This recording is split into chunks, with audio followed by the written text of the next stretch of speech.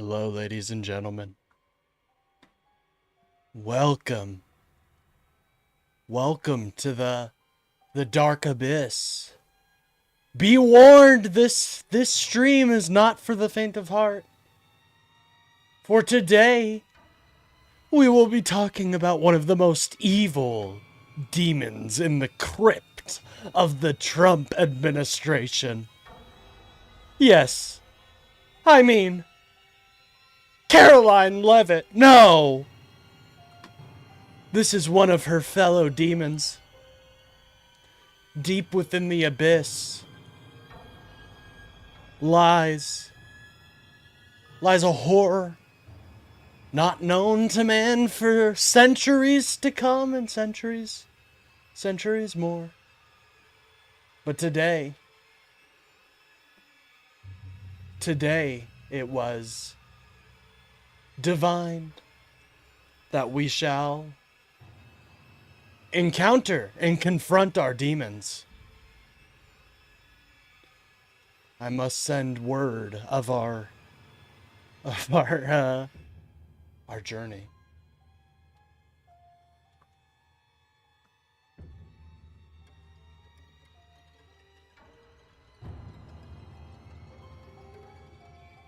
Oh God, the music is getting scarier. I love it. No, stop. It's scary music. I'm not getting claimed or anything, am I? Thank God. Thank God, ladies and gentlemen.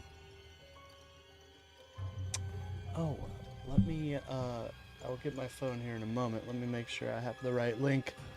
But be warned, this stream, not for the faint of heart. Be afraid, be very afraid.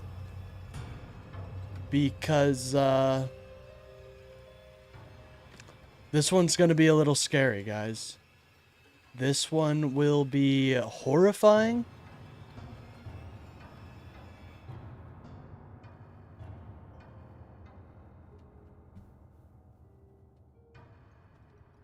Okay.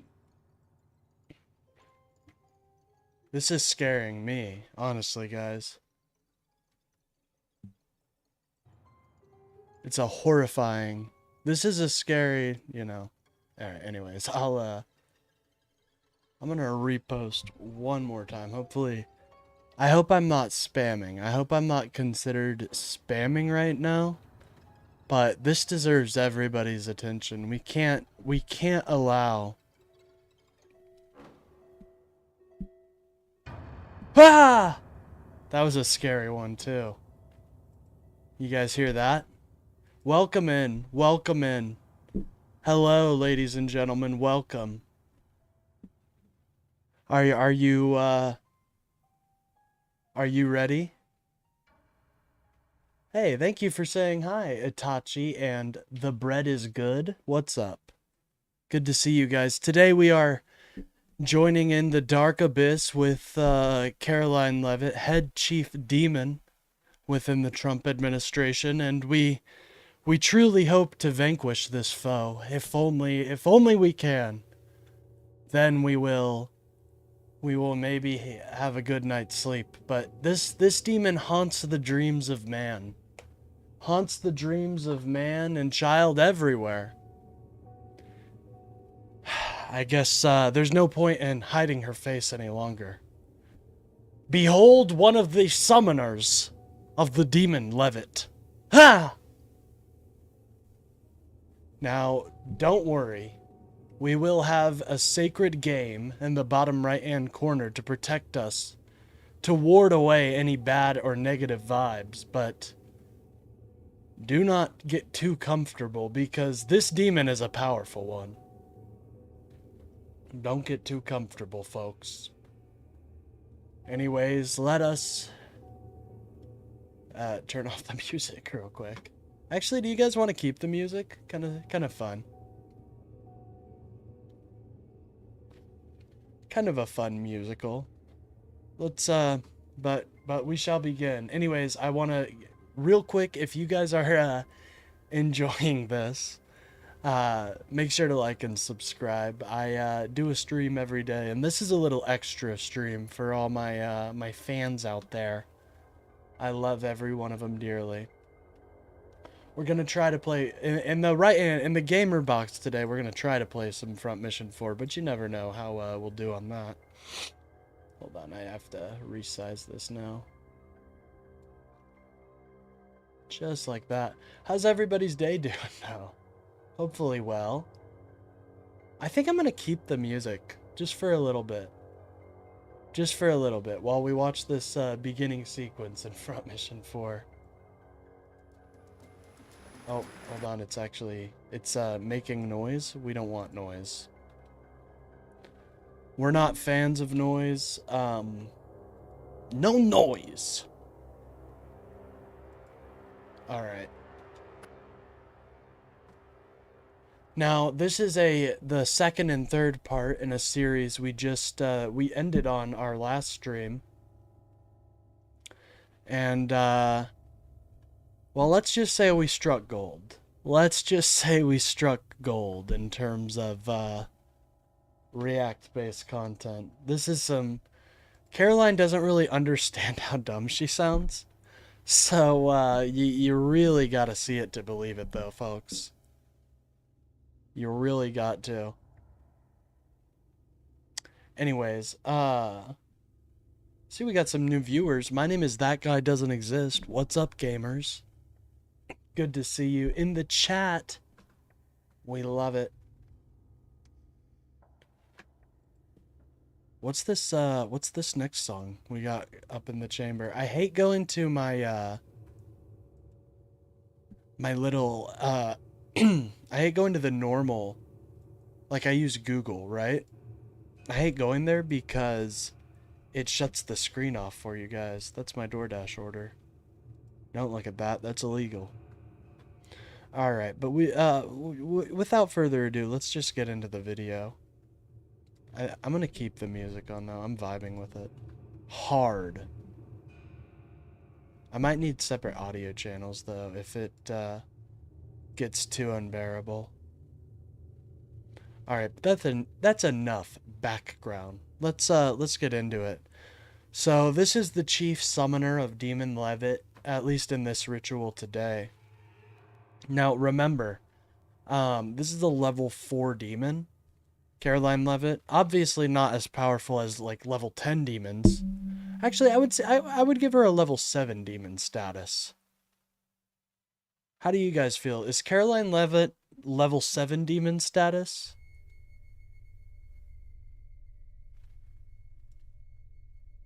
I don't know. I don't know. Hold on. Is the screen good for you guys? Yeah, it looks fine. All right.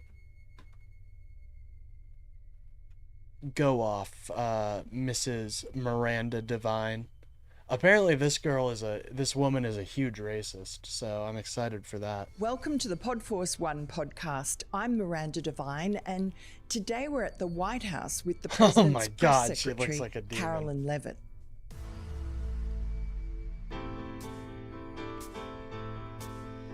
Okay, this can't be getting good views. Okay, so this was 5 days ago. Oh, damn. Well, I'm still enjoying this. I like this. I like this. Caroline Levitt, thank you so much. Totally not stealing that font from anywhere, right? I've never seen that font before. If only you could... Honestly, I'm thinking about going...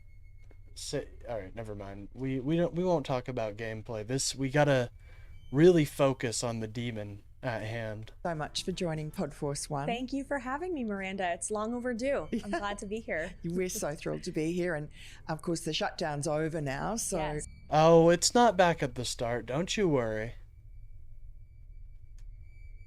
She's the one that asked JD Vance about Hassan's dog? No way. That's so weird. All right. That must be a relief for everybody here in DC. It definitely is. 43 Oh, we got days some the mysterious shutdown dragged music. on because of the Democrats.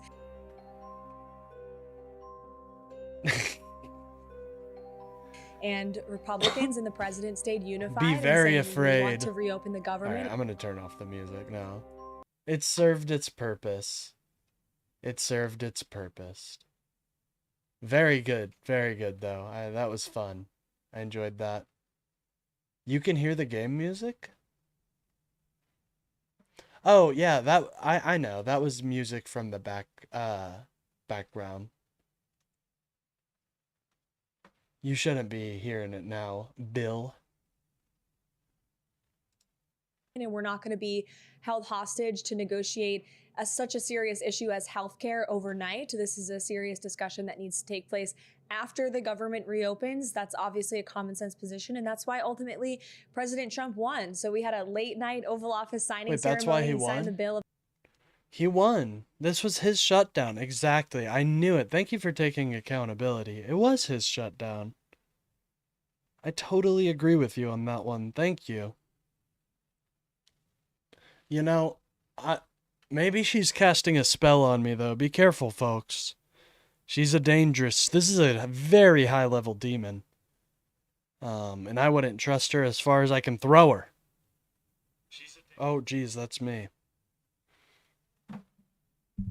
Anyways, guys, make sure to like the stream. Very important there. 10:30 p.m. and now the government is back open. We're getting our staff back to work, and we're going to get people paid very soon. And what's the mood? Is it sort of euphoric or a bit exhausted, or? I think a little bit of both. I think there's a level of elation in the West Wing. And Oh, really? Euphoric and exhausted, huh?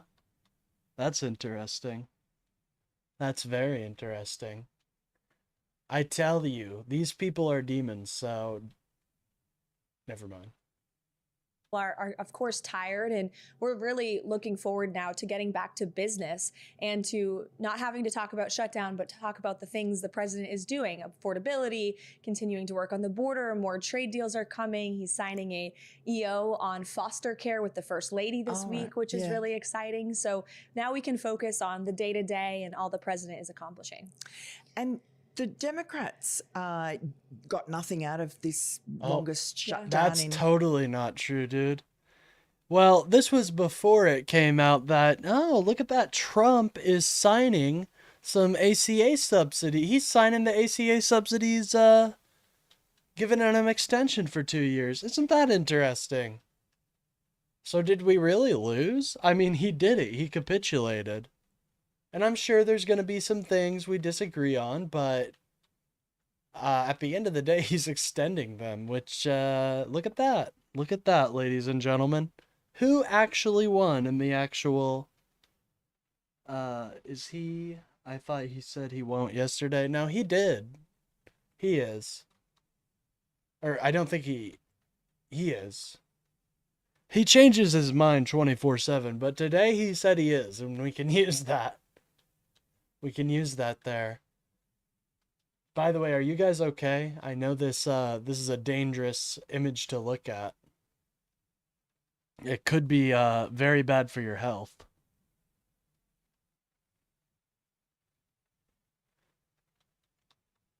He didn't say he was going to give he didn't say he was going to give the subsidy money to people directly. Oh, that's old Trump. Yeah, we got something completely new now going on. Yeah, he's got... No, I'm pretty sure he signed it. I could be wrong about that, though. But anyways. History, except they really did, because I guess their plan was to blow up the economic figures. Your next ones will probably show a hit, and just to that's cause the only mayhem. reason. That's the only reason we shut it down. See, I told you, demons lie. Demons lie. By the way, guys, feel free to type in the chat. You know, if you're there, I'd really appreciate a like and a sub. But anyways, I know I'm being shameless now. Got to get those numbers up, ladies and gentlemen. How do you stop that happening again?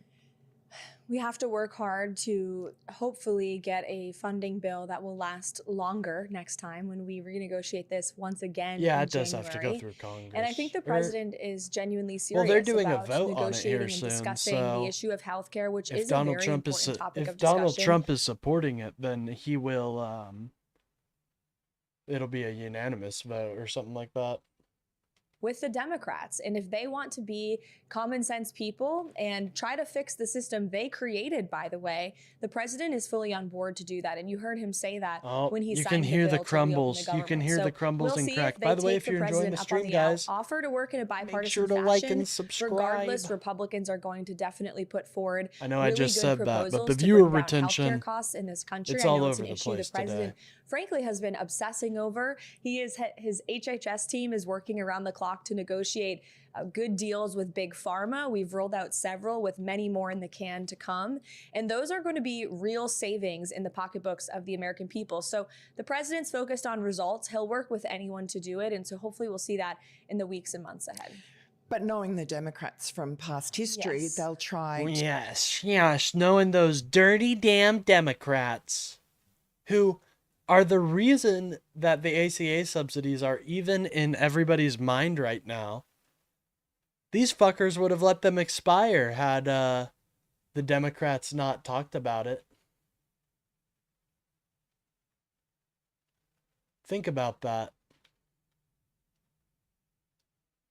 To stage another shutdown before the midterms to cause maximum damage. It worked for them really this time, they feel, because they did well in those elections, those special elections. So, well, yeah, I mean, the reason for the ACA to begin with is because of the Democrats, but they use such weird mind games, folks. It makes no sense to me. Well, it does. Really it's like they work with a Is dialogue the president still line. determined So to get the Senate Republicans to agree to that? Absolutely. Right. He's in total agreement that we need to let go of the filibuster. It's not serving the purpose that it originally intended to serve anymore. It's really a moot point, and he wants to see it gone so that he can have the most productive 3 years of any president ever. He's already been so productive in his first term. He ushered through the largest middle-class tax cut in just 6 months, which is amazing. There's so much more work to do: election integrity, voter ID, getting rid of universal mail-in ballots. All of that can be done if Congress works together and gets rid of the filibuster. So the president is definitely talking a lot about that, both publicly. So this is interesting messaging. They want to get rid of the filibuster. That's their messaging right now. How weird is that? To be hearing the Republicans I'm all for getting rid of the filibuster. I say let the Republicans do their shitty, horrible, fucking plans. Let them fuck shit up. Then the American people can finally see them for the frauds that they are, dude. It's so frustrating that we have to, like, the American people should be voting in more bipartisan people, but instead we have to put up with these fucking losers. It's very frustrating. Anyways, I'm just looking at mechs here. Publicly and privately. I know he's expressed his opinion on that to leaders in the Senate who may agree or disagree. We'll have to see how it shakes out. But there's so much that can be accomplished, and we must take advantage of having the most productive president in the Oval Office. What do they even have that is stopped by the filibuster except the ACA? They get everything they want. No, yeah, the filibuster only stops us. Amen. Well, even when they're in power, you know what I mean? Even when they're in power, I think it'll just be so obvious. Especially right now, we should get rid of it because these fucking... they're such hacks, dude. It's so frustrating. Anyways, sorry. Office. Republicans need to get off their butts and move, and that's what the president wants to see them do, and that's what the American people are expecting. So what's your prediction? Do you think the filibuster will go? Well, look. Yeah, they do have tax cuts even harder. They're like, now the rich people don't have to pay us at all. Which is like, okay, well, fuck it. You were going to do that anyways, so. Oh, well. But I would say don't bet against President Trump. I mean, there's been many challenges he's faced where people think he couldn't get the votes on topics that he did in fact get the votes. Look at the one big beautiful bill, right? Everybody in Washington doubted his ability to get that done by the 4th of July, and he did it. And he's unequivocally the leader of the Republican Party. Voters understand that, and voters want to see the Trump agenda, the America First agenda. Now we pay the implemented. rich. And the best way to do that That's is a to good get rid of point, this nonsense Bill. rule that really has no impact on the Senate anymore. It's funny. Big Pharma blames everyone but Oh, themselves. we get an advertisement. What do you think the devil is trying to sell today? What are you guys thinking? I kind of like this. I think I might buy this set for Elsa. For high prescription drug prices. The truth? Pharmaceutical companies control drug prices and keep raising them, even as Americans struggle to afford the medications they need. This year alone, they've raised prices on almost 700 drugs. Don't be fooled. Big Pharma looks out for themselves while you pay the price. What are they Learn more selling, at folks? What are they selling? Ivermectin, turmeric booster. Let's see. ReformAlliance.com, paid for by Pharmaceutical Reform Alliance, Inc. Now, you're the youngest. That's it? They literally just told us they're lying to you. Wow. Thank you for the extremely it's a great commentary there. Whew. It's almost like unchecked capitalism is bad, right? Well, now hold on, Bill. Press secretary for the White House in history, and you're also a young mum with a beautiful 16-month-old. Sorry, I'm not. Please, not yet. Not yet. No. So 16-month-old yeah. boy. Nico. I'm a demon. Now I remember you were pregnant during the campaign. Yeah. And you carried yourself beautifully. Thank you. But Nico was born, and you were supposed to get some time off, but it was 3 days before the Butler assassination attempt. And so you were on television almost immediately afterwards. Tell us about that time. Must have been surreal for you. It was so surreal. I'll never forget the moment. I had just brought my son home from the hospital. He was 3 days old on July 13th. He was born on July 10th. And my husband and I were sitting in our living room in our home in New Hampshire. And I said, the president has a rally today. Let's turn on the TV while this, beautiful baby's just sleeping and hanging out. Newborn stage, there's a lot of sleep time and nap time. And I turned on the television, and it was moments later where I watched live the president almost lose his life and watched my colleagues and friends whom I was working with on the campaign who have been the moment. We saw this? I don't think we've seen this. my friends for many years running from the sound of gunfire. And obviously that's very traumatic for anyone, but especially a postpartum mom. Yes. My emotions were running really high, and I immediately picked up the phone and started calling to make sure everything was okay. And I got in touch with my colleague, Stephen Chung, who assured me the president was at the hospital. He was okay. Were you worried that he'd been killed? I didn't know. No, just like everyone else. Wow. It's like a moment for them. This is their 9/11. Poor gals. The 9/11 of the MAGA base. In the country and the world, you saw him go down. I mean, of course, I saw him put his fist in the air, which was just such a show of strength. It really was sexy. Is. That's but what she's in that thinking. moment, I felt as though the president almost lost his life. The least I could do was get back on television and start speaking on his behalf and fighting to win the election that he was, again, risking his life to win. And so we had a TV studio built in our home, and I stayed home with my baby and hopped on TV in between nap time and feedings and just worked it out. Wow. And I look back and think, I don't know how I did it, but I did by the grace of God and a lot of support from a really good husband. By yes, the grace did a of brilliant God. job. And honestly, what a time to be part of that campaign. And the RNC was immediately envious. afterwards. And there was the president sporting a bandage on his ear. Did it change him? I mean, you know him pretty well. I do. I know him really well. And I think it That probably was did in weird. many ways. You I know, know him he very certainly, well. I've seen him speak more about his faith since that Mm. day in Butler, because afterwards, so many people around the world It's told totally him not that because they Christian watched a nationalists are miracle take place. And it was a miracle. And there's no other way to describe selling it. He selling them slightly something. turned his head in an unfamiliar direction that he usually doesn't at that time in a speech. He usually doesn't.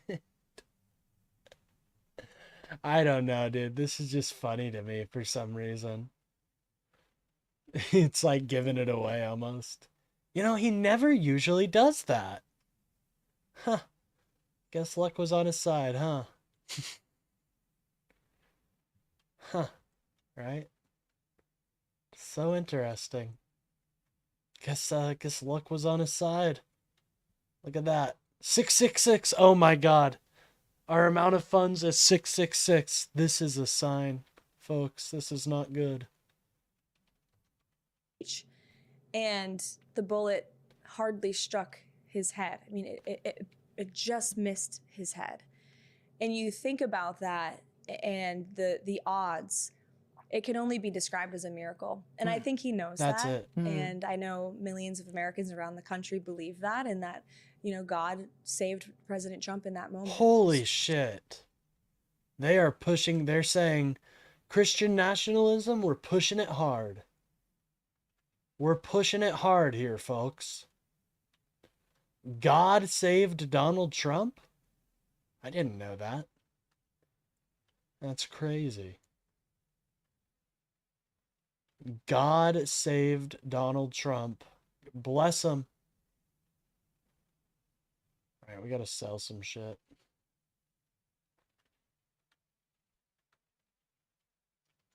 Just amazing to think about.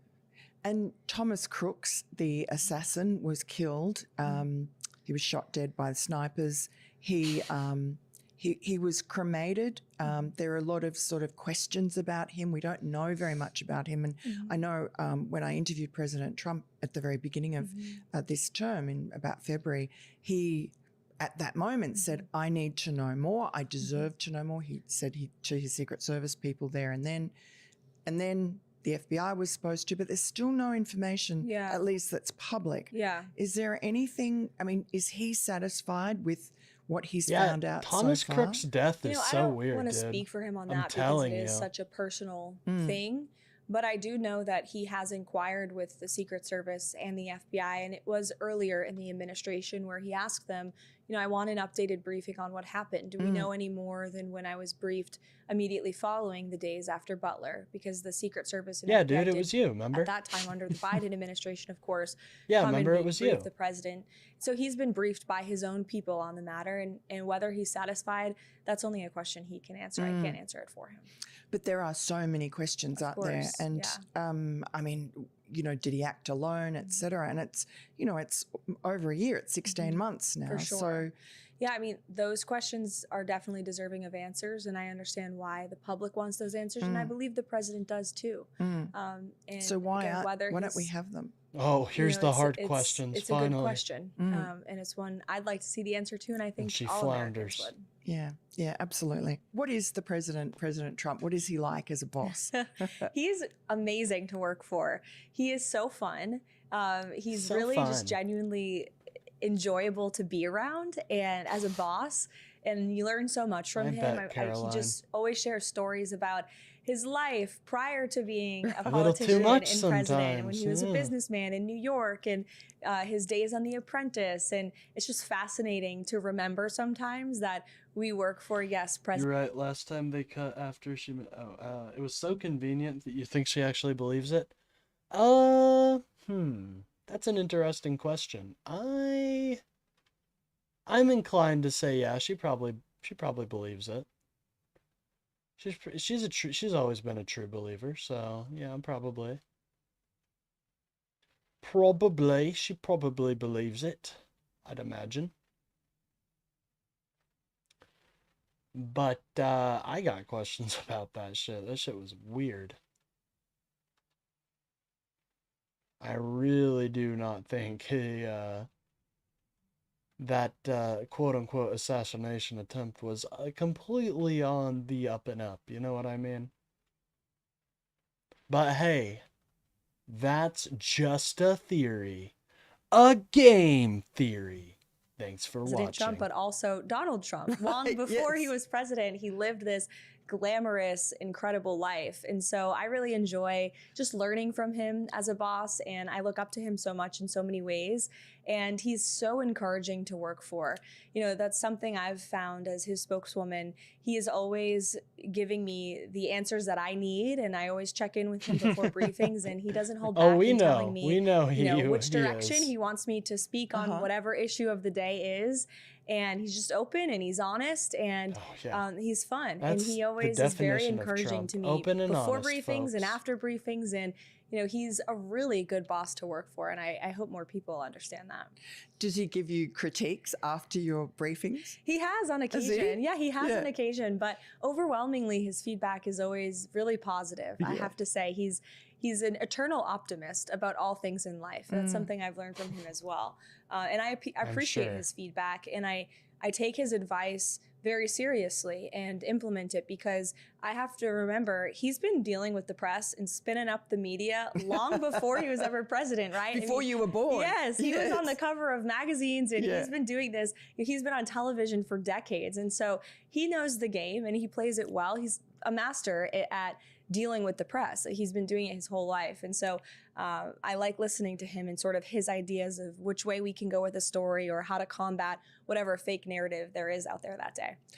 And so, what would be a typical day? I think you spend a lot of time with the president Mhm. so that you know what is going on. Yeah. Unlike your predecessor, Karine Yeah. Jean-Pierre, who apparently never saw Joe Biden. Yeah. And I don't know how you do this job without seeing your boss and spending time with your boss. It would be impossible to articulate his vision and what's going on in his head and his decision-making process without being in the room. And that's something I'm incredibly grateful for at the Trump White House. And it's due to the president and also our great chief of staff, who's just so encouraging and wants people to have a full understanding of what's going on in this building. There's no gatekeeping. We are all one team and everybody has a job to do and just executing. And for me, that job is sitting and listening and understanding the policy and the decision-making process so I can go out there and sell it and articulate it. I mean, ultimately, I'm the saleswoman for this place and Yeah. trying to get the American people to understand what's going on in here and why the president is doing what he's doing. And so the ability to have that access is crucial for the success in this role. And I'm just very grateful to have it. And I give great thanks to both the president and our chief of staff for allowing that. Susie Wiles is often the chief of staff mentioned as one of the big reasons why President Trump's second term has been so much more smooth and calm and successful, really, than the first, where I guess he was sabotaged Yeah. left, right, and centre. But what is she like? What is the secret of her success? I would say her ability to maintain her calmness under pressure. All right, this is a fucking snooze fest. Jesus Christ. Who knew demons could be so fucking boring? Oh my god, a snooze and a polishing. That's what we get with this interview. A snooze and a polishing. Holy. There are a lot of high pressure days around here. I mean, every day is a high pressure day in the West Wing. It's just a high pressure work environment. Yeah. You're dealing with issues of life and death. You're dealing with issues of, great economic impact. And there are stressful moments. And I've never seen Susie stress. I've never seen her panic. I've never seen her shed a tear. She is really the She's a calm heartless that keeps the bitch. ship rocking and keeps everybody on board and keeps everybody moving in the same direction, from the president all the way down to everybody on our staff.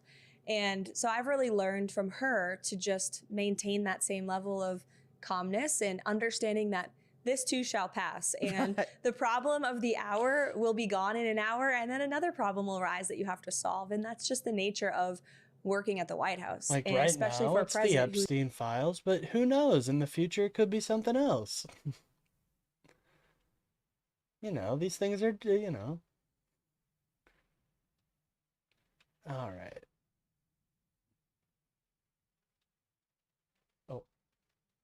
who's doing so much on so many fronts all of the time. You just do the best you can every day and then wake up and do it again the next day. It seems like a very happy place. It is. Yeah, genuinely. I Yeah. mean, I love my job, and I thank God every morning when I walk through the front door of the West Wing for this blessing and opportunity. And we have an amazing team. Most of us worked together on the campaign, which is, unusual, I think. We all sort of came into this with a battle rhythm already of how to fight and message and win. And that's true of the communications department and my colleague, Stephen Chung. It's true of the policy team under Stephen Miller. It's really been an amazing team with very little, if not any drama, which is very unusual if you've ever watched the West Wing series. Usually there's more drama in this place, but there's really not. And it's because Susie just doesn't allow it. Everybody just has to do their job and be positive, and we're here to serve the president in our country, and it's a blessing to be here. Now, the media, you rule that press briefing room with an iron fist. I try. Thank you. The fake news media.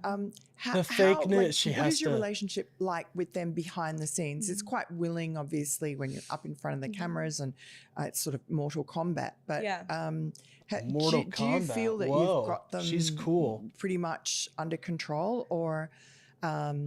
Yeah, I mean, I do, because I prepare a lot for the briefings, and I walk in there with a good grip on what they're going to ask, because I read and I watch and I prepare all day, all morning. I wake up at 5 a.m. and immediately start reading the news. And so if you read every paper front to back and you watch every network all day, you're going to have a pretty good understanding of what the press wants to focus on. And there are questions, of course, where sometimes I have to say, I don't know, I'll get back to you on that. And it's okay to be honest. And I make sure our team does, that's in fact, exactly how follow she up says and it get them too, an right, answer. guys? So the relationship behind the scenes, the press briefing room can be combative, and sometimes it is behind the scenes as well.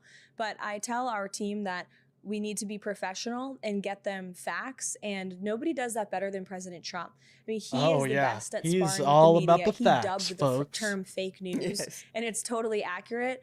But he'll also pick up the calls of reporters and talk to them about his thinking. He also will sit down with Jeffrey Goldberg of The Atlantic in the Oval Office and give him some time to understand his thinking. And so our team emulates that exact same approach, where we call out the fake news when we see it. We're very outspoken about that, but we will also work with good journalists who want to write good stories and try to make those stories as accurate as possible.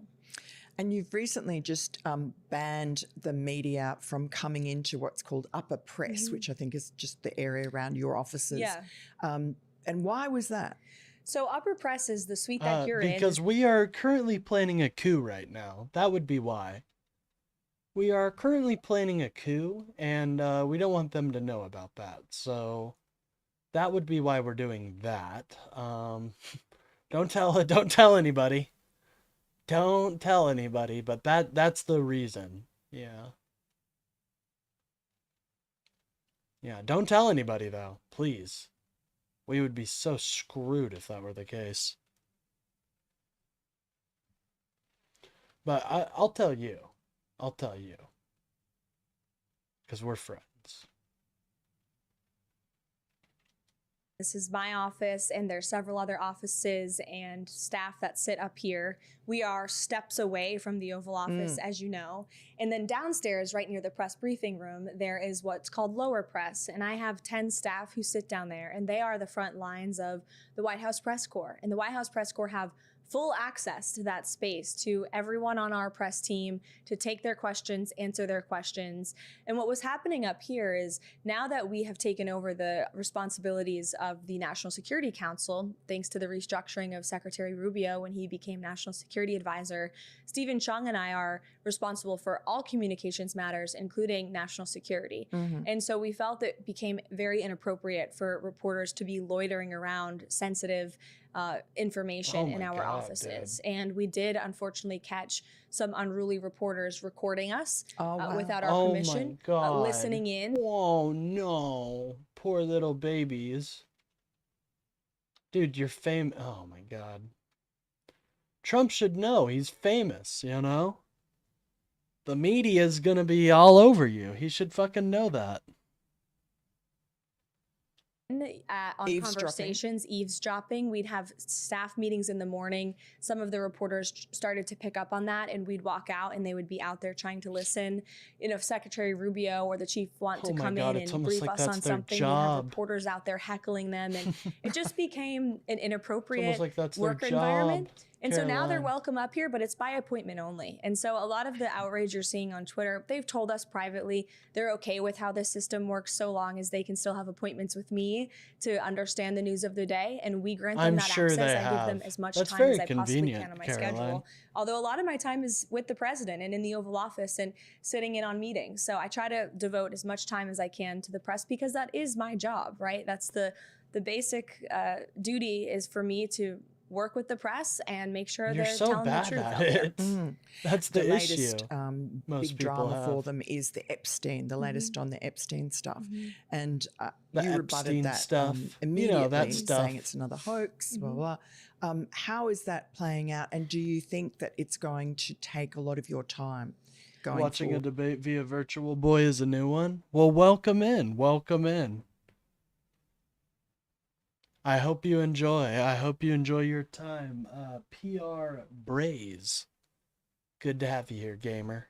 Well, we certainly hope not, because I think It's the not quite a president debate. This is more of a glaze session right now. Oh, Project Pat. Good to see you. is wanting very much to focus on the issues that he was elected to solve, like affordability and rising prices and our border. We're continuing to do great work there. The trade deals, again, everything that's going on overseas, and that is what he's focused on.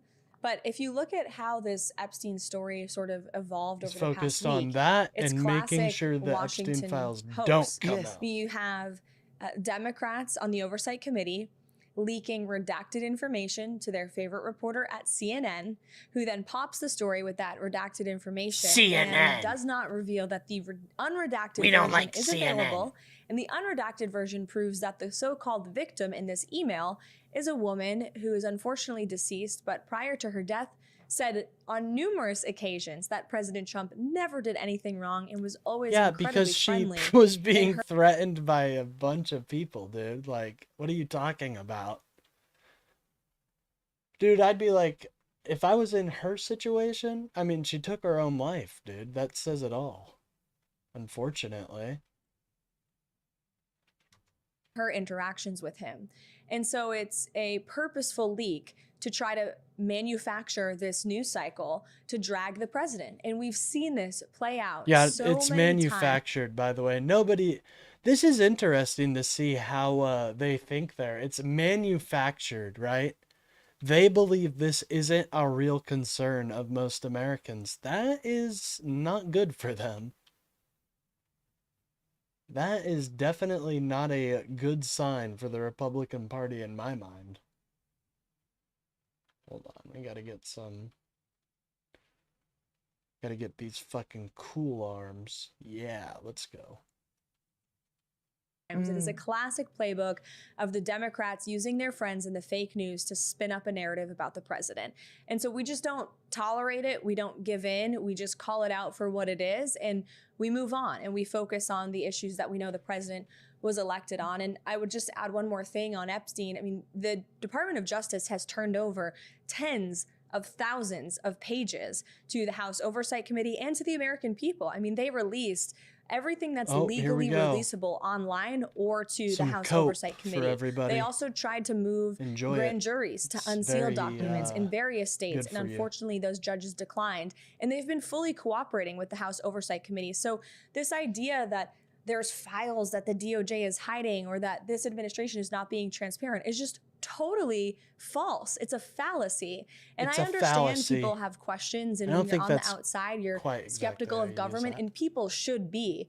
But there is literally nothing to hide, and President Trump has maintained that this entire time. And so, again, this is a classic playbook being run by the Democrats. And one last thing.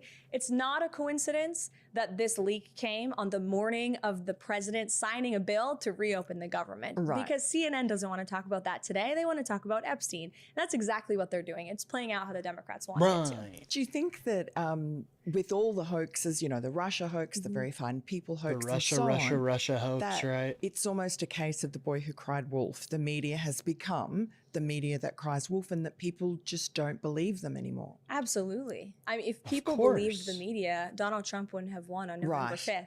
70 million Americans rejected the lies of the fake news and reelected him because they realized all of these hoaxes were hoaxes and they were lies that were spun up and just pushed in their faces for years.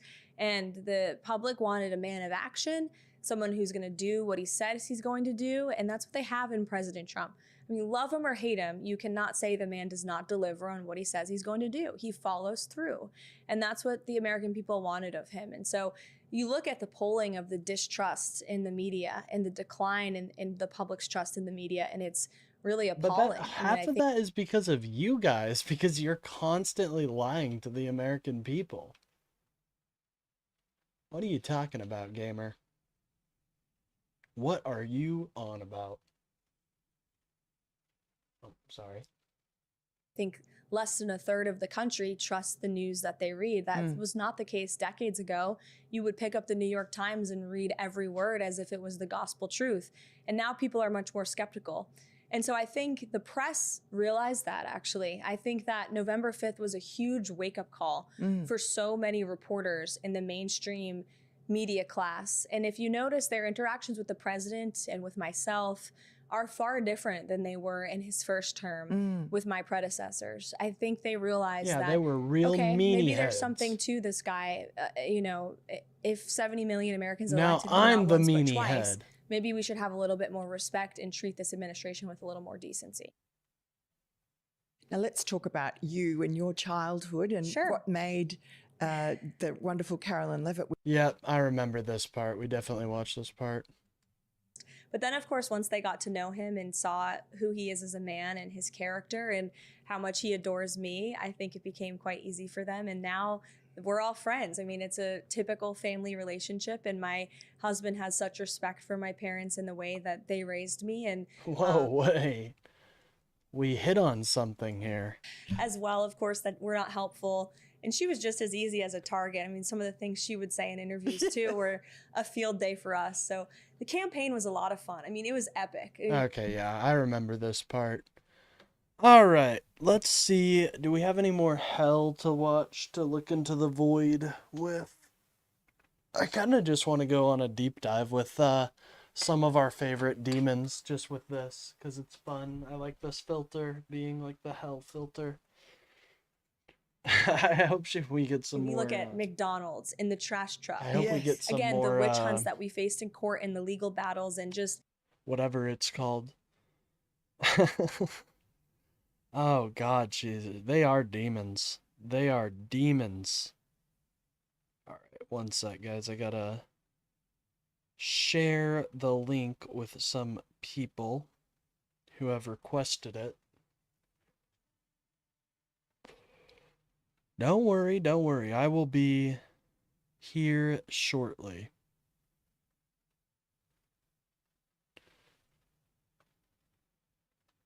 But, gosh, just absolute. This was a pretty boring interview. I'm not gonna lie. The interviewer needs to work on her skills. I would have asked some more questions, to be honest.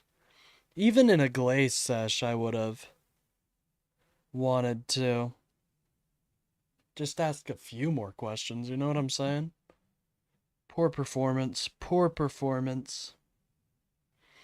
Alright, let's find something else to watch, though. We're freestyling it here, ladies and gentlemen. You get to see some, something. How did this happen? Epstein, Fuentes, and the Democrats. Alright, ooh, we could watch SHOEONHEAD. She's pretty stupid. She's a demon herself. I'm down to watch, inside the far left. Ooh. Ooh. We got some good shit coming out from Hakeem Jeffries right here. Is she limbic? Limbic as fuck, bro. Limbic as all hell. You know, I'm down to watch. Whoa, what is this? That's Shane Gillis for you guys. Comedy's favorite Nazi. He's not a Nazi. He's Ladies and actually gentlemen, very I am here to inform you moderate, that the but rumors are in. let's watch this fucking demon. God, she is dumb. I'll have to rename the stream though. Let me rename the stream. It'll go blank for you guys just for a little bit. Just for a little bit. So don't worry. Don't worry. Joining SHOEONHEAD in the Dark Abyss.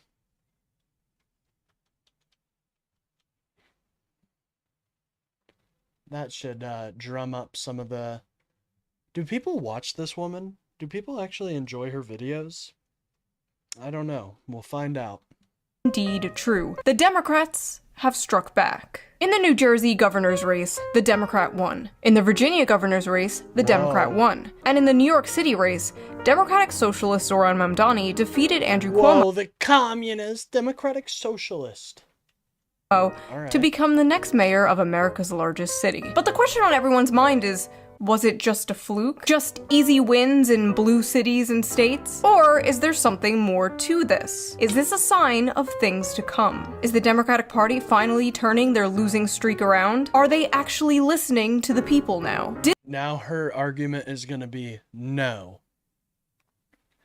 This is very predictable. You can't take SHOEONHEAD at 1x speed. Yeah, I understand that.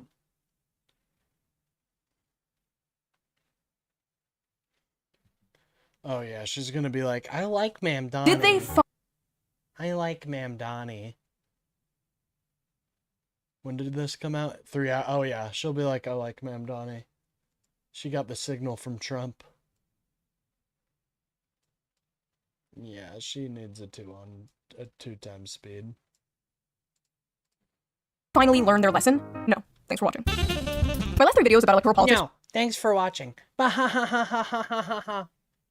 Very funny. Very funny. We're warning the Democratic Party that young men were moving right because the party sucks and was becoming the young men each and die movement. Spanking the Democratic Party for losing because they elected one of the most unlikable, shittiest candidates while offering absolutely nothing to voters. And defending the voters from the wrath of a bunch of liberal streamer man children, calling the voters stupid and evil for daring not to vote for. Fuck up. You guys are the ones that blame the voters, not us, you fucking loser. Oh my god, what are you talking about? Watch, I bet she blames the voters in this one without realizing it. You guys want to bet? For Hillary Clinton and brownface. But the thesis for all 3 of those videos was basically the same. As the right embraces working class populism, the Democratic Party and the left will continue to fade into irrelevancy. But as I also predicted in those last videos, there might be an eventual pendulum swing, and it might be happening much sooner than I predicted. Like, how did we go from Republicans winning the popular vote in part thanks to a lot? What is that? I might be wrong? Dude, you can't just put that in your video. I might be wrong. Well, that's great. Why the fuck did you make the video? Hey guys, I'm going to make a really long video format type deal here. And I'm going to make an argument, and then at the very end, I'm going to be like, well, now if you guys get mad that I was wrong, I'm just going to put this in here. I might be wrong. Wow, fucking brilliant, Shu. A lot of the young people voting to a bunch of data showing those same young people dropping their support for the GOP already. But the interesting thing is, those young people don't seem to be moving to the Democratic Party either. Where are they going? And do the Democrats have a plan to scoop these people up? Yes, they do. No, we're getting popular now, folks. Change the banner to be a singular demon. Oh, true.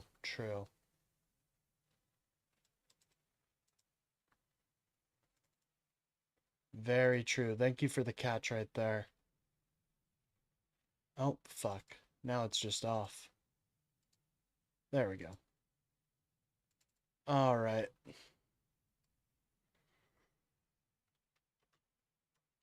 Demon copes hard about Democratic Chads. There we go. I think that one's good.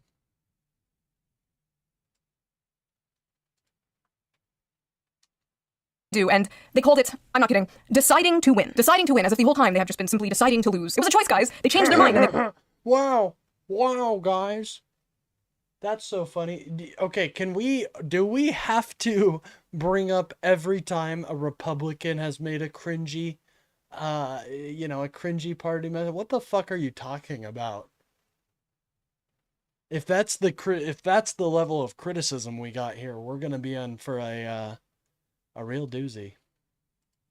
They want to win now. In this video, I will talk about why I think Zoran Mamdani won. We'll go through the Democrat Party's plan to decide to win. We'll briefly talk about the rise of the political commentator Nick Fuentes, the MAGA civil war, and what I like to call the inevitable rise of shoe-socialism. If that sounds interesting, stick around. If it doesn't, you can leave. It's not like I'll miss Shut up. Oh my god, oh my god. Please shut up. Oh god, I don't know if this is psychic damage times 5, guys. Oh, what type of buff does she have?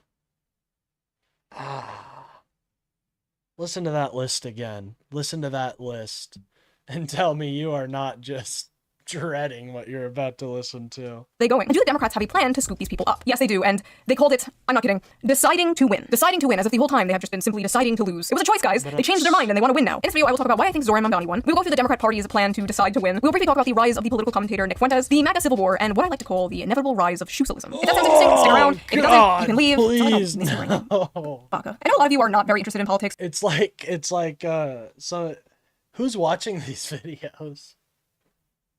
Oh, geez. Who's watching this? Okay, let's begin. You come here for the fun Reddit slop, the men versus women content. Yeah, I know. But unfortunately, politics kind of Wow, that's a fun. You guys come here to see man and woman beat each other up.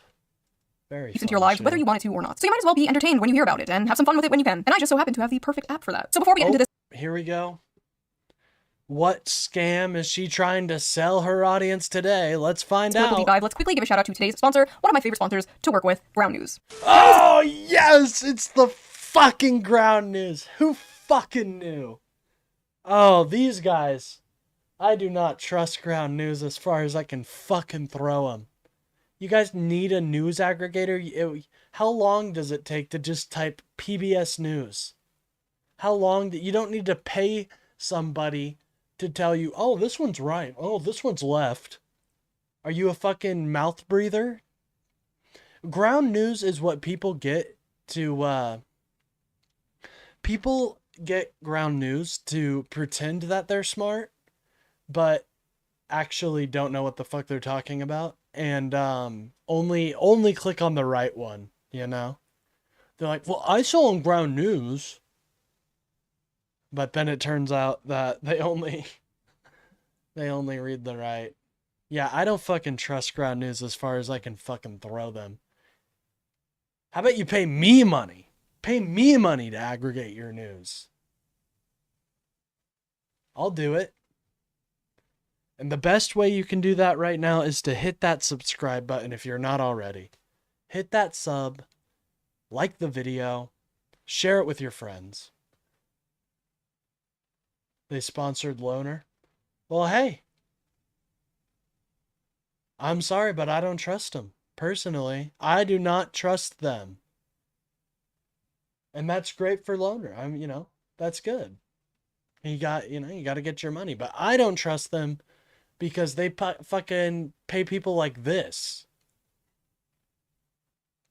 I don't know. This is a website and an app that gives readers a transparent and easy way to read news from all across the political spectrum, from left, right, and center. Every story comes... Oh, who did they portray? Ground News is a website and an app that gives readers a transparent and easy way to read news from all across the political spectrum, from left, right, and... left? Ground News. Ground News is a website and an app that gives readers a transparent and easy way to read news from all across the political spectrum, from left, right... Wow. and center. Every story comes with a quick visual breakdown of political bias. Guys.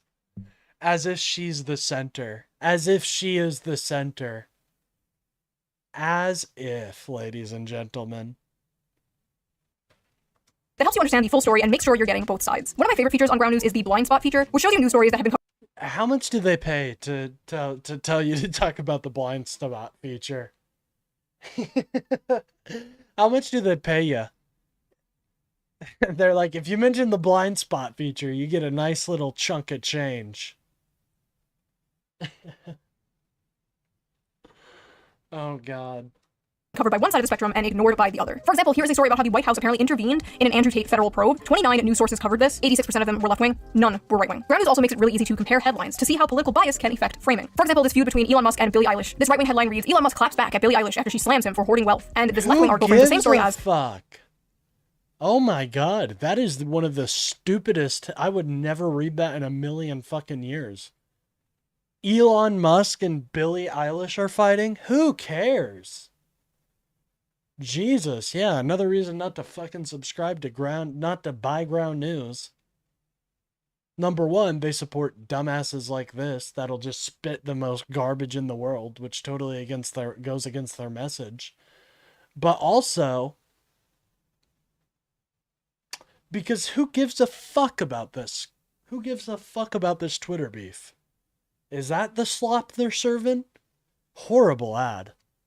Elon Musk's comebacks are as flat as his attempts at jokes. Very different vibes going on here. I've been using Ground News since 2021 because it is just a great and fun way to keep up with the news. But don't just take my word for it. Even the Nobel Peace Center called it an excellent way to stay informed, avoid echo chambers, and expand your worldview. Best of all, I am currently offering 40% off their Vantage plan, which is the plan I use to access all their amazing features. Well, fuck them. Fuck those ivory tower professors. I'm joking. I respect institutions, but I don't trust it, so... So go to ground.news/shoe or use the QR code here on screen, or use the link in the video description down below. Gross. Please stop. Please stop that. Anything but this, dude. This could be torture.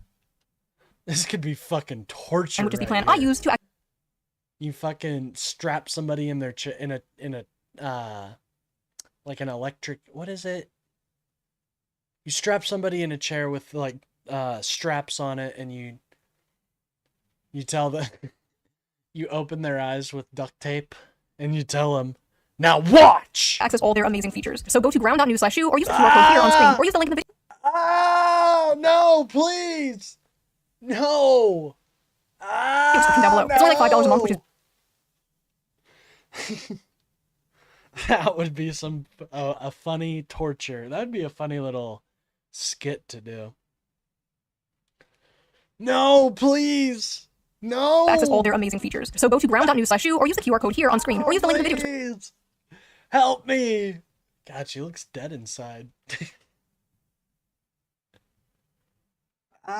Please, no more. Down below. It's only like $5 a month, which is basically the price of like a coffee. You can also gift a subscription to somebody. Just select the Vantage subscription, add a customized gift message, and Ground News will send it straight to their inbox where they can activate it. The perfect Christmas present for your out-of-touch uncle who gets all his news from Facebook. So thank you, Ground News, for sponsoring this video, and thank you, the viewer, for not skipping the ad. Unlike me, I get news from Twitter. Right. Now let's get back to the video. For those of you who... Oh, trust me. No, we didn't skip the video at all, Shu. Don't worry. We watched your Ground News. Oh, look, she's got a white monster. Dude, those white monsters, I'm sorry. You can get better. There are better monsters. You fucking tried the Pacific Punch? By any chance? That's way fucking better than whatever bullshit the white monster is offering. That's basic. Everything, you know what? Everything about her is represented by that white monster right there. That's all you need to know. Familiar with the SHOEONHEAD channel, you know I've harshly criticized the Democratic Party for all my career. Some say too harshly. Frankly, I don't care. And some say I'm not harsh enough on the Republican. Frankly, I don't care. I say I'm not harsh enough. Wow. First of all, way true. to listen to criticism. But let's be honest, that's not why you come here. You go to Kyle Kalinske for that. Just like you go to Destiny to see opinions you can hear on CNN, or to Hassan for dog training tips. You come here to hear Ha ha ha. Funny. Golly gee willikers, I'm left-wing, and the Democrats have gone crazy. That's the shit you're here for. But are the Democrats actually getting their shit together? Or did they simply get lucky in a few blue areas? One of those blue areas being my city, New York, where Democratic Socialist candidate Zohran Mamdani won the election. Dude, how have the Democrats gone crazy? Is she a leftist? Is she now a leftist? Jesus Christ. And will become the new mayor. And a lot of people are like really confused about how this happened. And if you're one of those people, you really... No, we're not. No one's confused about how this happened. Who the fuck is confused about this? He ran a great campaign. Who the fuck is confused? You need to keep watching. If you don't understand why Mamdani won, I'm sorry to say, but you're kind of like the liberals in 2016 who didn't understand why Trump won. It's actually extremely understandable why Zohran Mamdani won, and it's not just because New York is full of commies or whatever. He's objectively the best Democratic candidate that they've had in a very, very long time. Like, I know the bar is in hell. I don't know about that. You obviously don't really look into our Democratic candidates. there, but he's young, he's energetic, he's charismatic, and people are really tired of the White House doubling as a retirement home. And of course, I like many of his economic policies. I like the universal Then why did Trump win? Trump is old as fuck. childcare thing, the transportation, flipping off the Christopher Columbus statue. That's the shit I don't like. Bitch, that's our fucking guy. He was a brave Italian explorer who discovered America, and in this house, Christopher Columbus is a hero. End of story. No, he's not. Little bit of a weird... God, this is horrifying. This is scary, actually. She's actually, like, very scary looking. I'm uncomfortable. Her makeup, you know, I won't mention it, but... I've said this many times, but I don't think the good left-wing policies can even exist alongside the bad left-wing policies. Like, I don't know how you she's been, like, a fakey? Okay. could have free transportation, Conservative leftist hybrid? Yeah, a fake person? Yeah, okay. but also be Someone who's not serious. Gotcha. soft on crime. Like, I don't know, like, in what world does that work out? You can't have nice, clean, free transportation if a bunch of drug addicts and violent felons are going around stabbing people and setting them on fire. You can't have nice things if you don't have rules to enforce those nice things. You know what I mean? It's always such a breath of fresh air when I go back to visit my family in the suburbs of Long Island and I go to the CVS and the toothpaste is free from their plexiglass prisons. I shouldn't have to wait 10 minutes for some poor wagey to come unlock the KG so I can buy shampoo. We don't have to live that way. Maybe he'll do great, or maybe he gets into power and immediately cucks to the establishment like some other people. I don't like to talk about it. I just Oh my god, shut up. AOC cucks to the establishment. As if. This woman, dude, she's more out of touch. She needs to actually look into what these, what AOC, like the bills these people pass and stuff. She is so stupid. Columbus, the guy hated in his time for R-wording children. don't know how the hell anyone thought Andrew Cuomo was going to win. He killed a bunch of grandmas during COVID. As you admitted this week, Nobody thought Andrew Cuomo was going to win. you personally altered the state health department report to undercount the death total, to hide the death total, and then evaded and lied to these families for 5 years. So You a shit ton of people. For what? Plus, he doesn't even Like, this person, she's out of touch. Don't listen to SHOEONHEAD. live in New York City. He doesn't live in the city he's running to be mayor of. Cuomo just kind of expected to win based on name recognition alone and being like, hey, at least I'm not the other guy. Sound familiar? Trump actually offered a vision. Make America great again. Mamdani offered a vision. A New York City you can afford. So people took a chance on him. People wanted something different. Andrew Cuomo, he had no vision or anything. Oh man, I love tuning into a debate about New York City and 80% of it is about another f***ing country. The first foreign visit by a mayor of New York is always considered significant. Where would you go first? First visit, I would visit the Holy Land. I would go to Israel. I'd make my 4th trip to Israel. Mr. Mamdani. I would stay in New York City. My plans are to address New Yorkers across the 5 boroughs and focus on that. Mr. Mamdani, can I just jump in? Would you visit Israel? That was the exact moment I knew Zoran was going to win. Bro was just surrounded Yeah, that was the exact moment when he said he didn't like the Jews. by NPCs. I love how they're like, where would you go? And Zoran was like, I'm gonna stay here. And instead of being like, no, Zoran, the question was, where would you go? They're like, why wouldn't you go to Israel? Like, that's the answer to the question. Like, that's just the default answer to that question. His win was very much in part a direct response to the affordability crisis that many Americans are facing. So what is the GOP's answer to the affordability crisis? Oh, great news, guys. There is no affordability crisis. It doesn't exist. It's all in your head, silly. Need to save money? Simply don't buy your grandmother a Christmas present this year. Budget. You need a plan. Also, remember, oh, yes, here we go. Now she's gonna be like, oh, I'm not helping the right at all, guys. Look, they don't have a plan for affordability. I'm just gonna shit on the Democrats, because that's all I like to do. Dude, the Democrats are evolving, they're changing, they're constantly shaping into something new. They're fresh. Unlike the Republicans, who in a different wrapping offered the same message they've always been offering, if not more authoritarian than usual. don't need gifts, okay? Focus on the people in your life who are age 3 to 18. Grandma doesn't need slippers. If they don't live by you, don't get them a gift. Now's not the time to spend and break the bank. Zoran's win was also basically a direct response to the housing crisis in America. So what is the GOP's response to the pie-in-the-sky, commie gobbledygook that Zoran Mamdani is selling? Surely they have a better solution. Here we go. The White House is floating this idea. Bill Pulte is saying, thanks to President Trump, we can indeed work on the 50-year mortgage, a complete game changer. How does that work in dollars? Here you go. 30-year fixed mortgage right now. You're paying $2,038 a month, principal and interest on. Not gonna lie. But hold on. The Democratic Party does have plans for stuff like this. What are you talking about? We have plans to build new homes. We have plans for all of this. The only reason you didn't hear about it is because it wasn't on your fucking TikTok feed 24/7. Is she Zoomer brained or is she conservo brained? I'm not quite sure yet. A $40,000 home. At the bottom, under 50 years, you'd save a couple $100 a month, $1,822 principal and interest. That is proposed. Do you like this idea? I do not like this idea. Not lowering prices, not building more housing. No, just being a good little slave to the bank for 50 years. You might as well be a rent boy forever in this case. Like, at least you don't have to fix your own dishwasher. You own nothing and be happy. Doesn't that sound great, Gen Z? Vote for us. We'll release the Epstein files and finally drain the swamp. Awesome. Finally, justice. Here comes the Epstein files phase 1. We got all your favorite E-celebs here. Don't you think that's a little tacky? I mean, like, this is an international child trap. The Epstein files are on my... She's not funny. Oh no. This is the worst. When you're not funny, this just isn't funny, folks. Can I just be honest? I'll let the skit play, but here, I'll even rewind it. I'll give her the benefit of the doubt. By the way, this is 2 times speed, and It's still dragging. Vote for us. We'll release the Epstein files and finally drain the swamp. Awesome. Finally, justice. Here comes the Epstein files phase 1. We got all your favorite E-celebs here. Don't you think that's a little tacky? I mean, like, this is an international child trap. The Epstein files are on my desk. Oh, that's great. That's great. That's what we've been waiting for. Well? Oh, they don't exist. Wait, what? Yeah, the Epstein files don't exist. They're a Democrat hoax. But you just said, hey, what the fuck? That's my wallet. Sorry, Israel needs new weapons. Bye. Psst. What do you want, Democrat? Vote for us. Why? What do you have to offer? Hey, that's my wallet again. What are people doing? Sorry. Israel needs new weapons. Bye. Oh, The Epstein that files are is really such bullshit. Dude, a small portion of our budget goes to Israel. What the fuck are you on? Jesus. You'd think these people would support actual programs for where all this money would go, but they have no fucking idea. Kamala had a great housing policy, but she decided Kamala was Hillary Clinton in brownface. Wow, that's racist. Oh, geez, she's a rock. Big deal. This is not a partisan issue. You should absolutely care about an international trial trafficking blackmail operation consisting of the most powerful people in the world. And anyone telling you to move on is coping, gaslighting, or in on it. If whatever is in there is so damning that it is a national security risk, the people deserve to know. Like, I don't know about you, but if we are paying taxes to a bunch of satanic pedophiles, I would like to know. That is information I would like to know. Like, I already know we're doing that, but I would like some confirmation. Okay, What? Dude, listen to what she just said. That's what we're doing? Whoa, I had no idea we were doing that. Hold on, Shoo, you need to explain what you just said. Holy shit. You need to kind of explain yourself there. That was a lot of things you just said that were just, I don't think were true. I don't think they were true. Unfortunately. That was crazy. So literally, as I am filming this, Trump is saying he is releasing the Epstein files. So I guess they weren't a hoax. I'm gonna be so honest. I have no idea what the f is going on, you guys. I'm sure when this video gets I posted. have no idea, but I'm still going to praise the president for being transparent. Does she do that?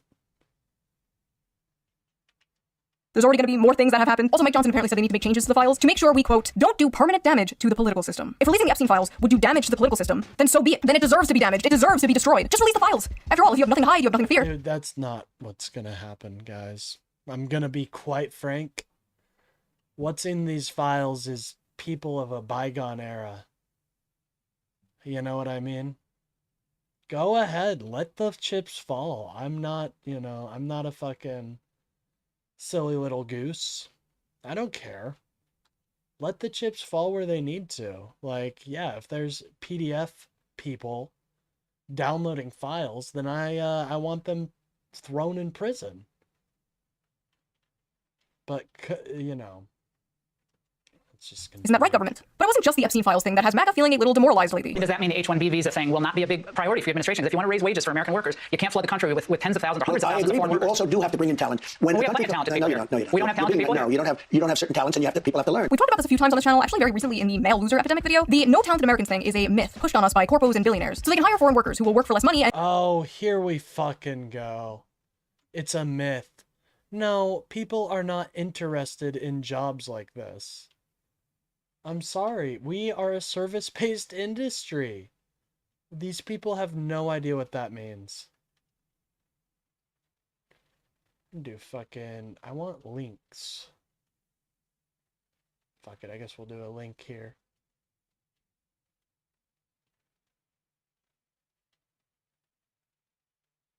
Alright, continue, Shoo.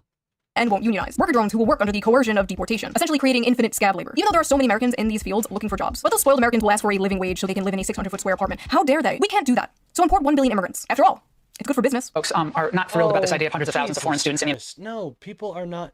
And we're losing jobs right now.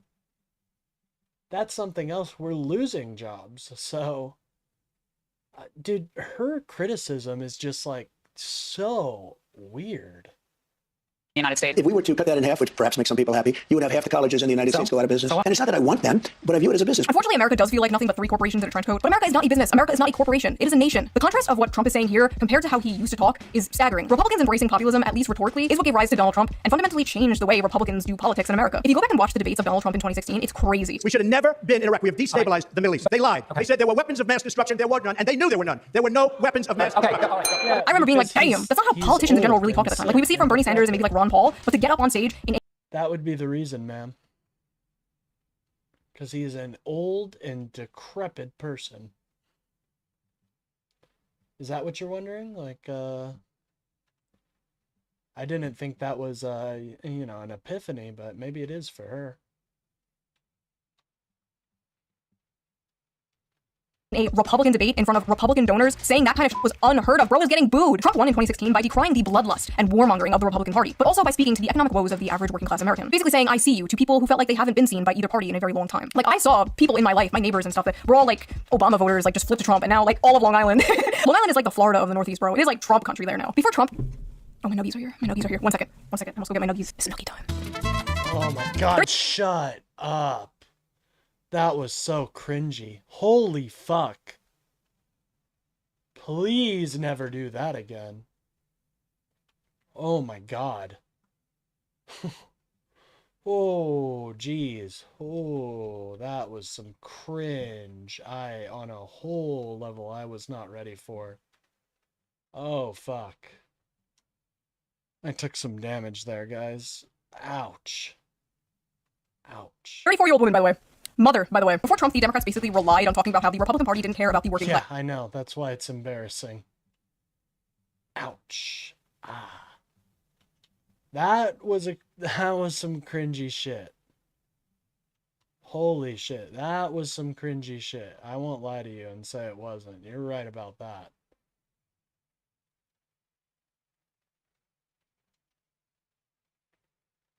You know, wow. Okay, sorry, she's going to pretend Trump didn't stay in Syria for the oil. Yeah, I know. But eventually, the problem for Democrats was the working class didn't care about them. But now it seems like the Republican Party is going back on all that and becoming the Bush-era neoconservative party again, right as they're winning, embracing freaks like Lindsey Graham. So I just want to say, I feel good about the Republican Party. I feel good about where we're going as a nation. We're getting all the right people, and we're cutting your taxes. Trump is my favorite president. We've run out of bombs. We didn't run out of bombs in World War II. Republicans, is that what you want your party to be? Lowering taxes and killing people? We tried that already. To many Republicans, the solution to the affordability crisis, wreaking havoc on Americans, is simply trusting the free market, working hard, and if that doesn't work, they bust out all reliable. If you're a young person and you can't afford to live here, then maybe you should not live here. I mean, that is a real thing. Okay, that is kind of crazy. Good idea, Ben.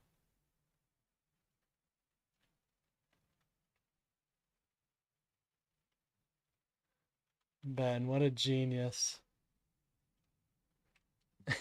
Yeah, I know that we've now grown up in a society that says that you deserve to live where you grew up, but the reality is that the history of America is almost literally the opposite of that. Ah yes, the classic. Just move. Just move from Economic Zone 67 to Economic Zone 69. I don't know, man. Maybe some people actually like where they live. Maybe they want to make their community better. This is like the libertarian version of just... Economic Zone 69. Yeah, I know. That shit is crazy. Bill. I totally agree with that. Is the computer set up?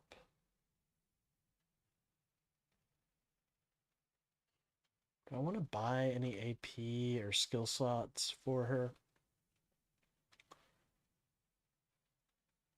Maybe some... I do kind of want to... Ooh. I do kind of want to set Bosch up for rifles. I think that, and bazookas. I think that would be a fun thing for him.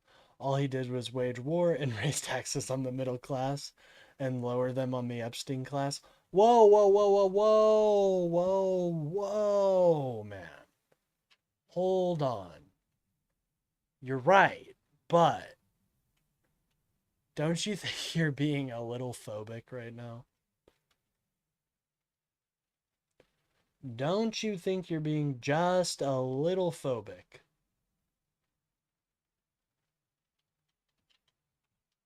Just deal with it when you talk to leftists about crime. Like, no, we shouldn't just deal with it. We shouldn't just move. Maybe we can make the cities in our country livable and safe. Maybe better things are possible, actually. My husband and I moved away from our families because of his job, and it f***ing sucks. It sucks raising kids without an extended family around. Say hi to grandma on FaceTime. Not normal, not natural. When I was growing up, it was like aunts and uncles and cousins and grandparents were just coming in and out of my house, like bringing over food, like, hey, I got some mancati. I would be babysat by my cousins, my aunts, and because we moved away, my kid won't... This has just become a cry session, a crying session with SHOEONHEAD. Wah, wah. Have that. And I wouldn't be surprised if that's one reason many young people are putting off having children. The complete lack of community, the lack of a village. If you can't afford to... Dude, no, I just don't want to have kids. Is that wrong? Dude, I just want to, here's my dream. Here's what I'm going to do. I'm going to hoard some money and then buy an AI. Okay? Generally phobic. I'm going to hoard wealth and then buy an AI. And then that AI is going to go everywhere with me through like my own like webcam system. It's going to be totally interactive with me. And then that AI is going to be like my child, essentially. That's what I'm going to do. Because I hate children. And the AI will be cool. I bet it'll be like a cool dude. Do you know what I mean? Like, I got a good feeling about it, folks. I got a good feeling. I think, honestly, doesn't that sound cool? That'd be so fucking sick. Ooh, we do need to change their armor.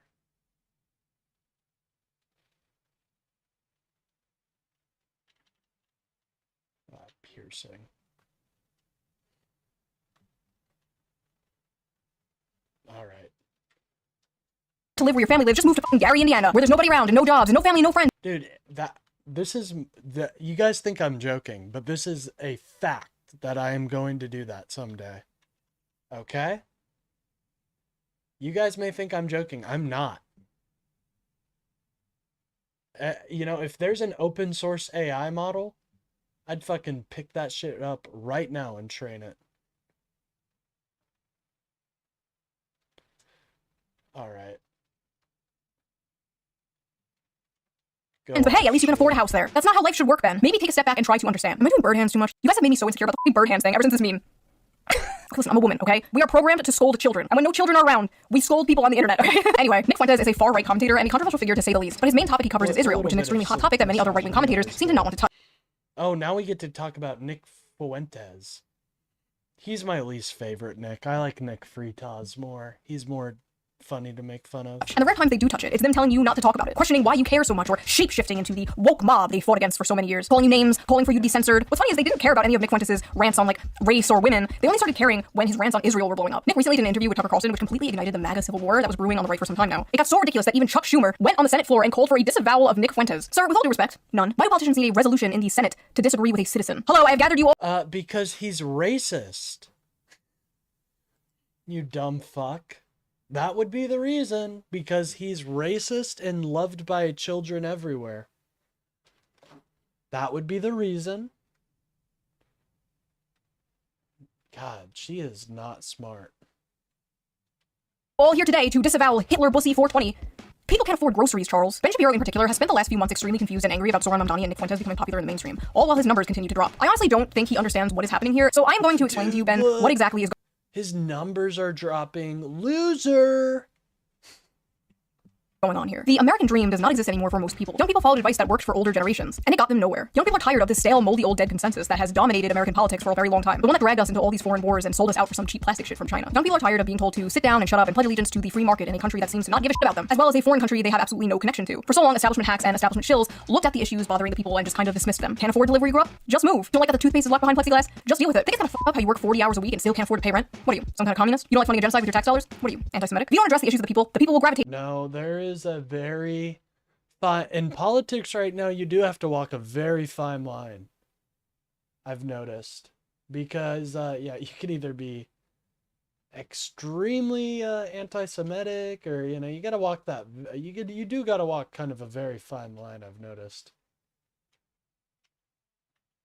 It's very funny.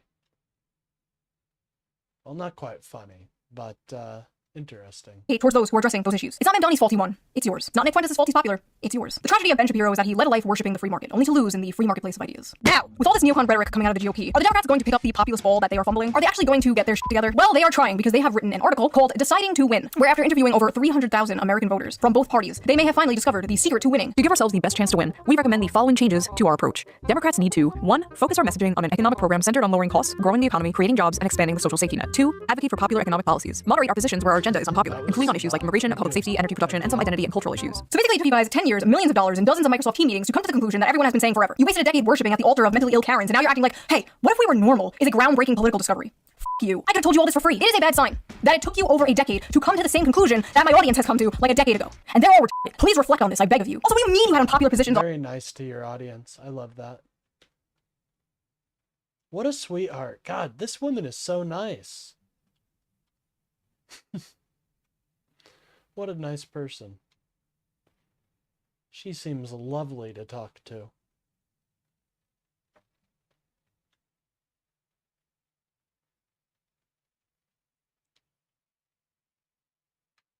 All right, we're gonna...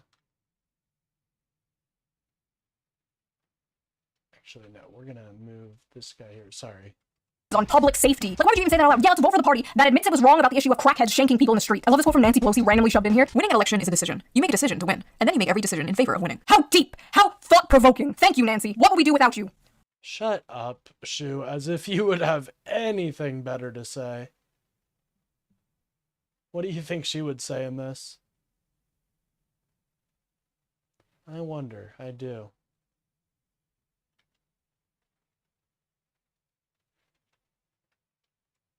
Probably win an election. Democrats have changed our focus. In comparison with the Democratic Party of 2012, today's Democratic Party is more focused on issues like climate change, democracy, abortion, and identity and cultural concerns, and less focused on the economy and middle class. The table below shows this shift. Through an analysis of the prevalence of selected words in the 2024 Democratic Party platform, in comparison with the 2012 Democratic Party platform. This whole study is really interesting, but I need you guys to see this chart, because when I first saw this, I'm sure the scream it's very interesting to you. I'm sure you read the entire thing. You are a smarty, of course. This may hurt very bad, unfortunately. Oh, god damn.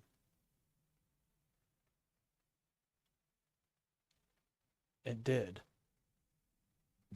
I scrimped. So Democrats since 2012 have increased their rhetoric on race by, sit down, 1,137%. On the gays, 1,044%. Their rhetoric on men has decreased by 51%. It is now negative 51%. On fathers, negative 100%. They just stop talking about that shit. Veterans, negative 31. F them. The economy, negative 51 because nobody cares about that, right? The middle class is... Oh my god, that's not what this... Okay. She is very... Does she know what she's reading? I do wonder that. Alright, let's pull back on here. I'm going to use an item, repair 600. So we're probably good. Just going to pull back just a little bit. And hope to God this doesn't kill us. Please do your stupid barrage ability. Ouch. How am I supposed to destroy this guy? This is some difficult shit here.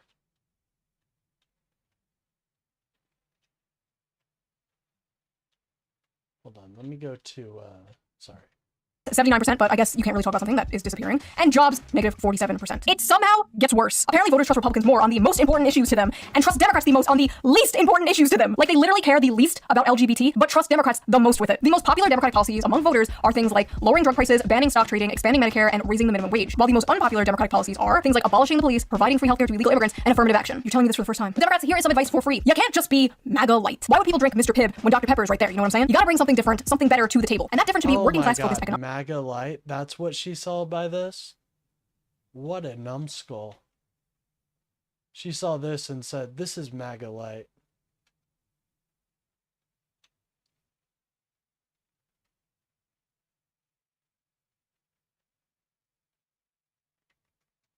Economic populism. I don't just want two neocon parties, okay? But all this is pointless when it's clear the Dems are not changing at all. They're just gonna change their messaging. They're putting a pretty wrapping paper and a bow on a big fat smelly turd. There's a chance that the Democrats may win based entirely on Orange Man bad again, which means they might get into office by learning absolutely nothing. Again, then the voters will go, oh my god, nothing has changed, and then they'll vote for a Republican. American politics is just a revolving door of villains, isn't it? Rest assured, whoever wins, we lose. If you're actually gonna do this, if you're actually gonna do what you're saying in this little article, you better be going whole hog, not just the tip. I'm talking embracing shoe-socialism. Oh, jeez. For many years, I have been smeared as many things. Grifter, flip-flopper, fence-sitter, racist, sexist, homophobic, but I'm not a grifter, flip-flopper, or a fence-sitter. I'm simply living in 2055. You see, America has been a hyper-capitalist, economically center-right, socially center-left country since about the mid-century. And I know libertarians in my audience are going to be like, it's not capitalism, it's cronyism. Okay, whatever the you want to call it, it sucks, okay? So what if instead, and hear me out, what if instead we were a more people-focused, community-focused, working-class-focused, economically left, socially right country? All the data shows more people... If you watch her, you are pretty fucking dumb. I'm not gonna lie to you about that. If you watch this woman, you are dumb as rocks.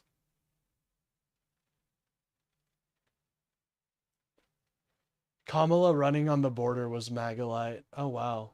That's interesting. Oh, geez. Is Elsa dead? She's not. But she's about to be.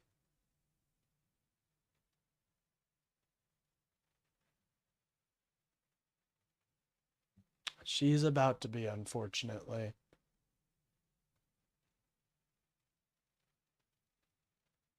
These losers have fallen right into my trap. Oh, jeez.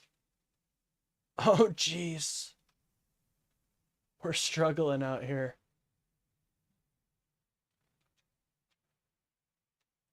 But luckily,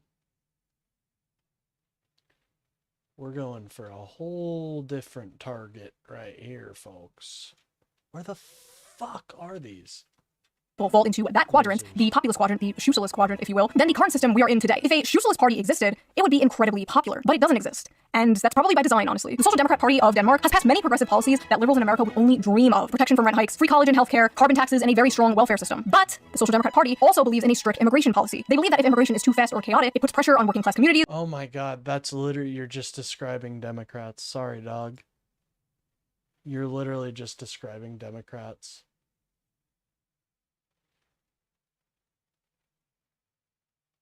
And she doesn't even realize it. This is why we need, you know, better messaging. And that's what we're doing.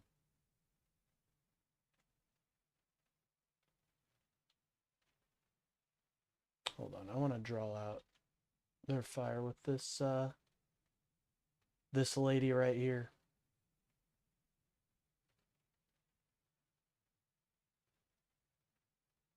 How did I? Oh my goodness, that's so Weakens social unity and makes it harder to maintain their strong welfare system. Wow, what a fucking grifter Denmark is. I feel like so many people nowadays are like terminally left-right brain to the point where like they look at issues and instead of being like, that solution makes sense to me, I believe that, I agree with that, they instead go, that's the left-wing solution, therefore I will believe in that. And it's so stupid and hyper-partisan, it makes absolutely no sense to me, and that's why I think like a lot of left-right brain hyper-partisan people don't understand me or people like me. That's why they call me a centrist or They're failing right now? Oh, jeez. That is embarrassing. Alright, we're gonna have to attack them here.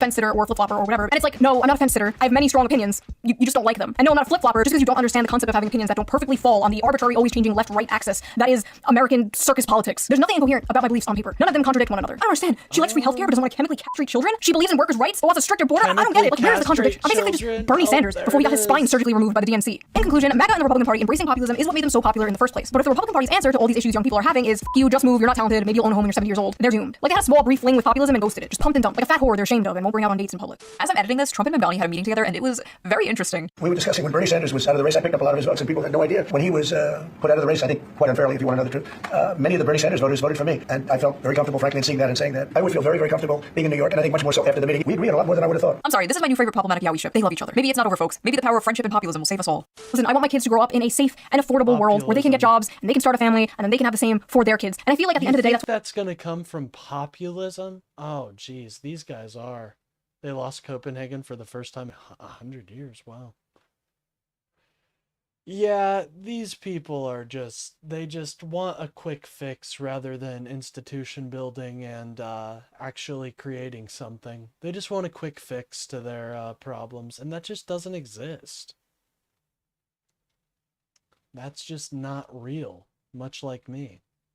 I'm not a real person. Please, for the love of God, we gotta kill this person. If we can get this guy somehow, then we might have a chance of winning. But honestly, it's not really looking likely.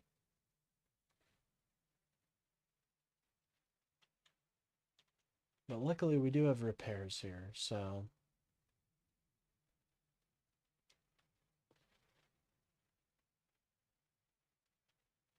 But I'm going to EMP this loser.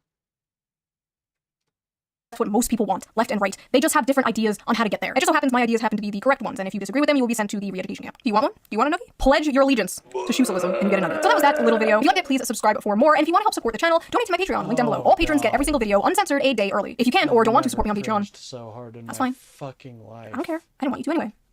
Baka. Okay, I will see you guys. That was it? That was the video? Oh my goodness.